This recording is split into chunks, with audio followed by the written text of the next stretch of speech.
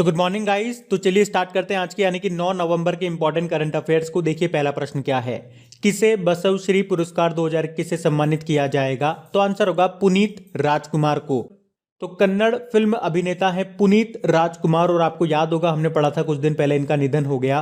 तो अब उन्हें मरणोपरांत बृहन्मुट्ट के द्वारा बसवश्री पुरस्कार 2021 से सम्मानित किया जाएगा। ये पुरस्कार भगवान बसवेश्वर के सिद्धांतों का पालन करके लोगों को उनके संबंधित क्षेत्रों में समाज की सेवाओं के लिए सम्मानित किया जाता है इस पुरस्कार से। इससे पहले भी मैं आपको बता दूं, जैसे सन 2009 में पीटी उषा को ये पुरस्कार मिला था, सन 2014 में मलाला यूसुफजई को मिला था, सन 2016 में पी साईनाथ को मिला था और सन 2020 में डॉक्टर के कस्तूरी रंगन को मिल चुका है ये पुरस्कार। और अब 2021 के लिए मिलेगा पुनीत राजकुमार को। बाकी एलेक्सी नवल्नी, आपको याद होगा यूरोपियन यूनियन ने सखारोव पुरस्कार दिया था एलेक्सी नवल्नी को। डॉक्टर रणदीप गुलेरिया 22वां लाल बहादुर शास्त्री राष्ट्रीय पुरस्कार जीता इन्होंने। और एस सरस्वती 2020 का नेशनल फ्लोरेंस नाइटिंगेल अवार्ड जीता था इन्होंने। जबकि 2021 का किसने जीता? अयान शंकटा ने। ये नाम याद रखना, बढ़ते आगे। फिर बताइए, हाल ही में किस राज्य ने देश का पहला बांस से बना क्रिकेट का बैट और स्टंप बनाया है? तो आंसर होगा त्रिपुरा।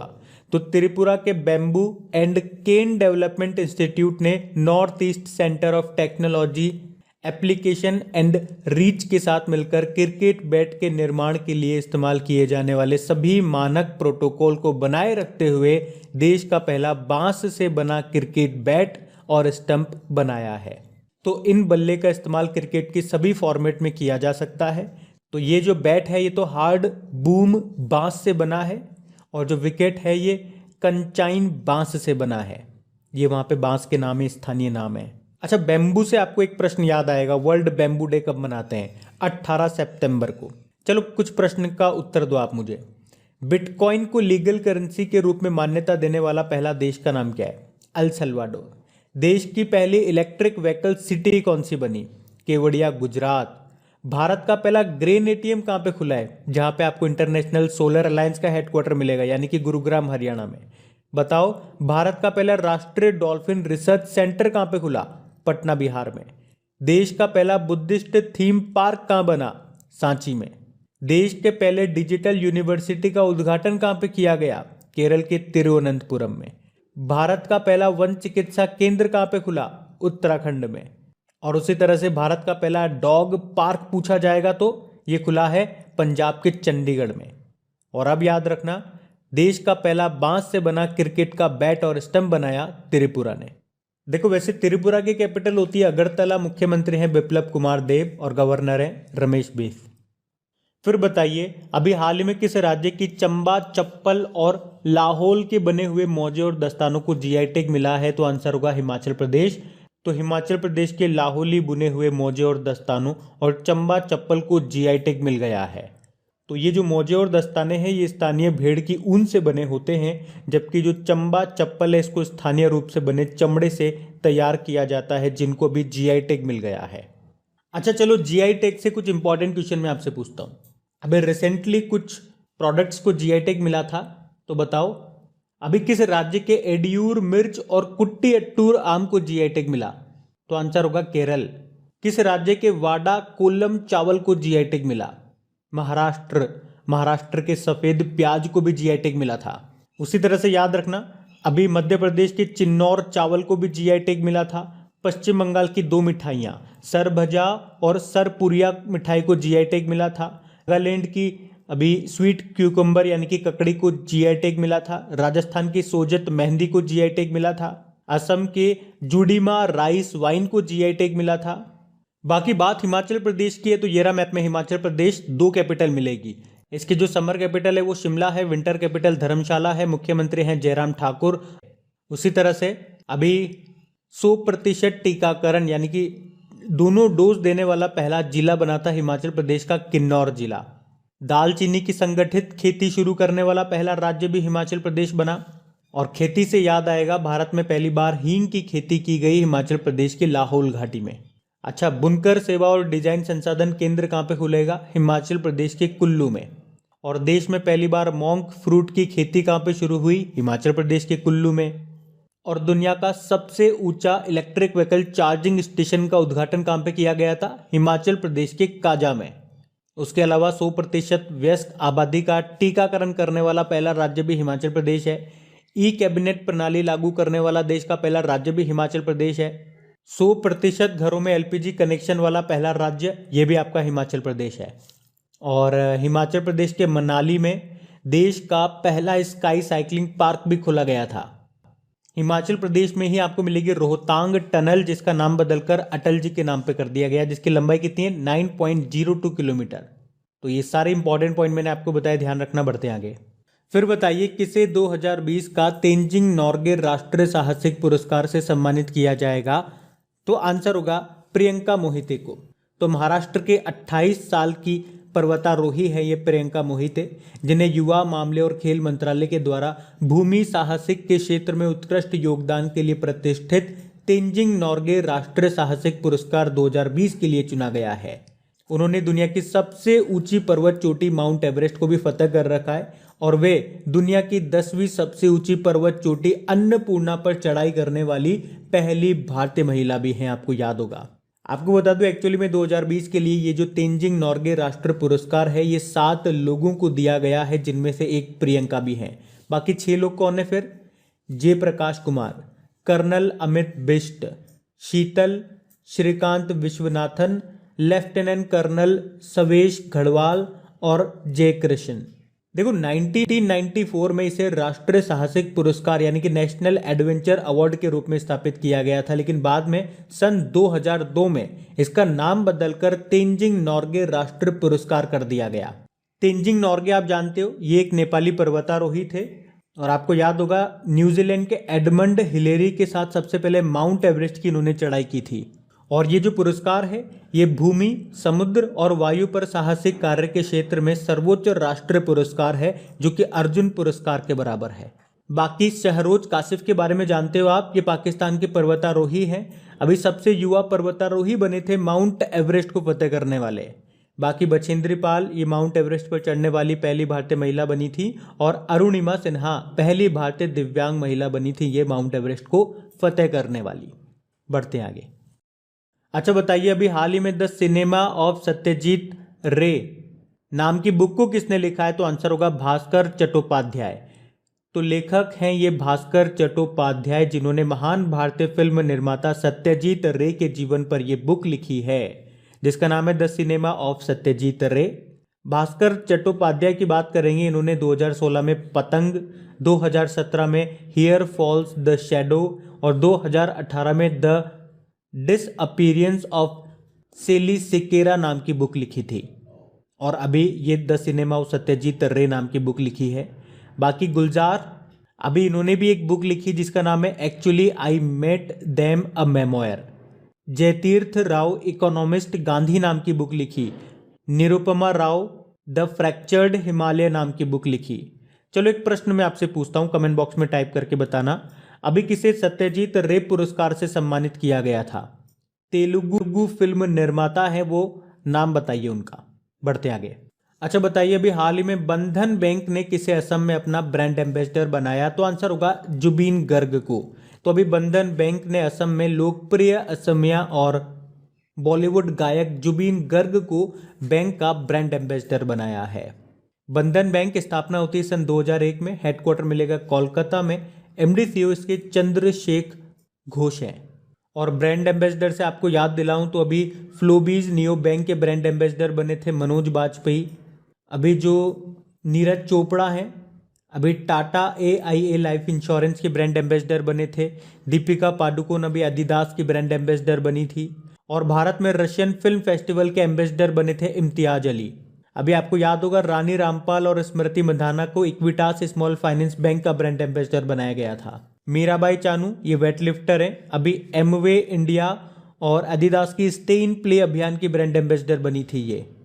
अभी उत्तर प्रदेश के वन डिस्ट्रिक्ट वन प्रोडक्ट अभियान का ब्रांड एम्बेसडर बनाया गया था किसको? कंगना रनौत को।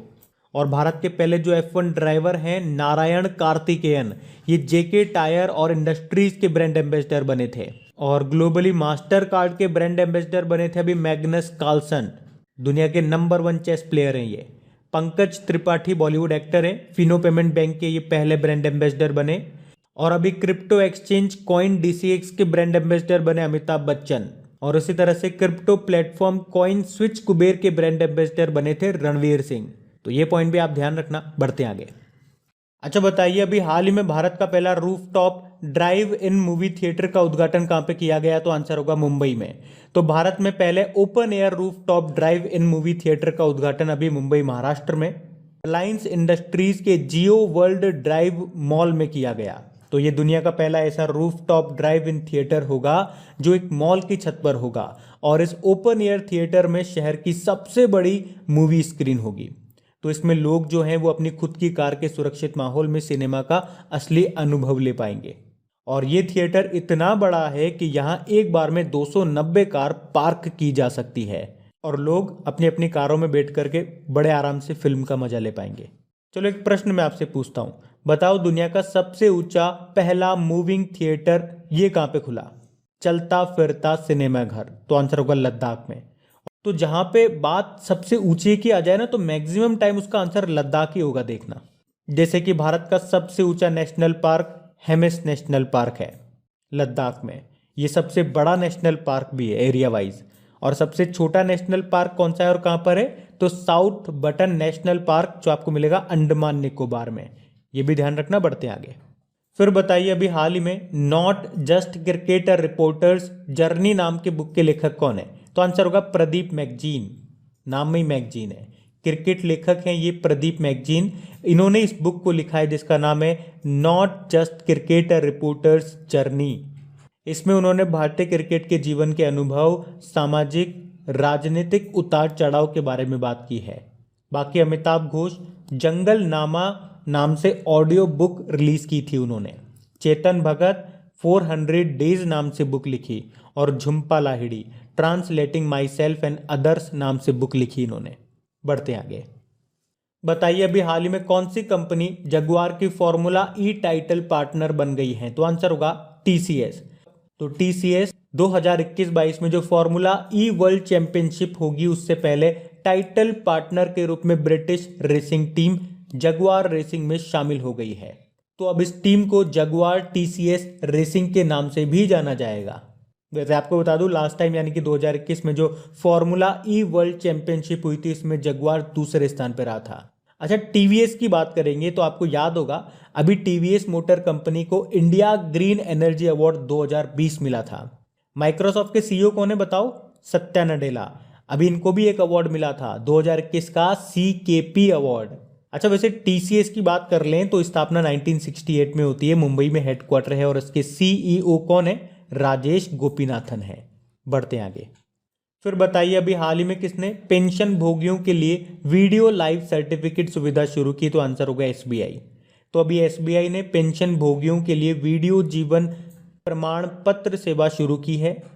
तो इसमें क्या होगा, जो पेंशनर्स हैं वो घर से ही वीडियो के माध्यम से अपना जीवन प्रमाण पत्र जमा कर सकेंगे।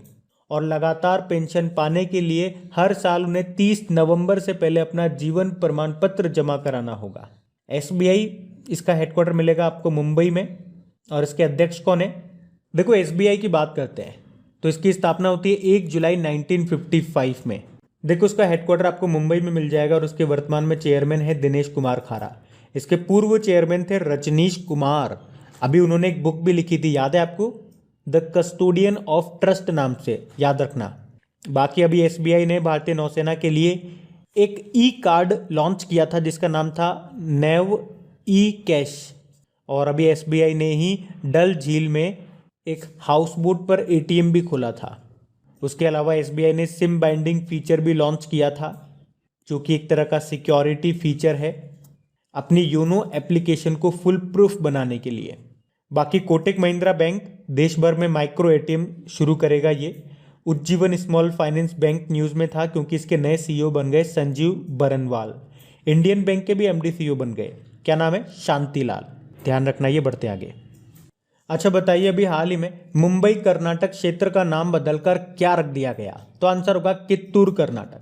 तो अभी मुंबई कर्नाटक क्षेत्र का नाम बदलकर कित्तूर कर्नाटक कर दिया गया है। मुंबई कर्नाटक क्षेत्र जो पहले बॉम्बे प्रेसिडेंसी के अधीन था और 1956 में कर्नाटक का हिस्सा बन गया था। तो अब इस क्षेत्र का नाम 19वीं सदी के शासक कित्तूर रानी चेन्नम्मा के नाम पे रखा गया है।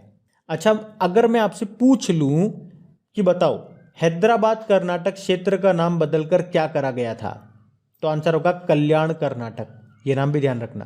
और नाम चेंज की बात है तो कुछ प्रश्न आपसे हो जाए। चलो बताओ, हरियाणा के हिसार हवाई अड्डे का नाम बदलकर क्या किया गया? महाराजा अग्रसेन अंतरराष्ट्रीय हवाई अड्डा। उत्तर प्रदेश के काकोरी ट्रेन डकैती का नाम बदलकर काकोरी ट्रेन एक्शन किया गया। इंडियन ब्रॉडकास्टिंग फेडरेशन का नाम बदलकर Indian broadcasting and digital federation किया गया। गो एयरलाइन का नाम बदलकर गो फर्स्ट किया गया। हावड़ा कालका मेल ट्रेन का नाम बदलकर नेताजी एक्सप्रेस किया गया। महाराष्ट्र के औरंगाबाद का नाम बदलकर संभाजी नगर किया गया। मध्य प्रदेश के होशंगाबाद का नाम बदलकर नर्मदापुरम किया गया। बताओ, मध्य प्रदेश की भोपाल मेट्रो का नाम बदलकर राजा भोज मेट्रो स्टेशन किया गया। चलो एक और प्रश्न का जवाब दो। टेनिस का एक कप है फेड कप, उसका नाम बदलकर किसके नाम पे किया गया? अब ये आंसर आपको ही कमेंट बॉक्स में टाइप करना है। और देखो, अगर आप में से कोई इस वीडियो को वेरी फर्स्ट टाइम देख रहा है तो मैं आपको साथ में बता भी दूं कि 2021 में जितने भी नाम चेंज हुए हैं क्विज बना करके आपकी क्रैक एग्जाम एप्लीकेशन में अपलोड किया जा चुका है। और केवल इसी का नहीं, जो भी आपके टॉपिक हो गए, कुछ भी टॉपिक आप ले लीजिए, जैसे अपॉइंटमेंट्स हो गया, अवार्ड्स हो गए, वुमेन जो न्यूज़ में रही है, भारत में जो चीज़ें पहली बार हुई है, भारत में जो पहली बार पार्क पड़े हैं, स्पोर्ट्स से रिलेटेड क्वेश्चंस हो गए, गवर्नमेंट ने जो स्कीम्स चलाई हैं, जीआई टैग्स हो गए, मिलिट्री एक्सरसाइजेज हो गई। तो मतलब जो भी टॉपिक वाइज करंट अफेयर्स आपकी बनी है उसकी सेपरेट क्विज बना करके आपकी क्रैक एग्जाम एप्लीकेशन पे अपलोड कर दी जा चुकी है। तो अगर अभी तक आपने प्रैक्टिस करना स्टार्ट नहीं किया तो वहां जाकर के प्रैक्टिस करना स्टार्ट कर दो। साथ के साथ रिवीजन जरूर करना, जब तक आपका एग्जाम नहीं हो जाता चीज़ों को याद भी करते जाओ और टाइम टू टाइम उनका रिवीजन भी करते जाओ, तभी आपको चीज़ें लॉन्ग टर्म के लिए याद रहेंगी।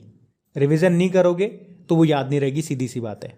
एप्लीकेशन का लिंक आपको नीचे डिस्क्रिप्शन में मिल जाएगा। और हाँ, सेशन अच्छा लगा है तो लाइक करके शेयर जरूर करना, सपोर्ट जरूर करना, बढ़ते आगे। फिर बताइए, हाल ही में 400 T20 विकेट लेने वाले सबसे युवा गेंदबाज कौन बन गए? तो आंसर होगा राशिद खान। जानते हो, ये अफगानिस्तान के लेग स्पिनर है राशिद खान। और अभी दुबई में न्यूजीलैंड के खिलाफ अपनी टीम के महत्वपूर्ण सुपर 12 मुकाबले के दौरान 400 T20 विकेट लेने वाले सबसे कम उम्र के गेंदबाज बन गए हैं ये राशिद खान।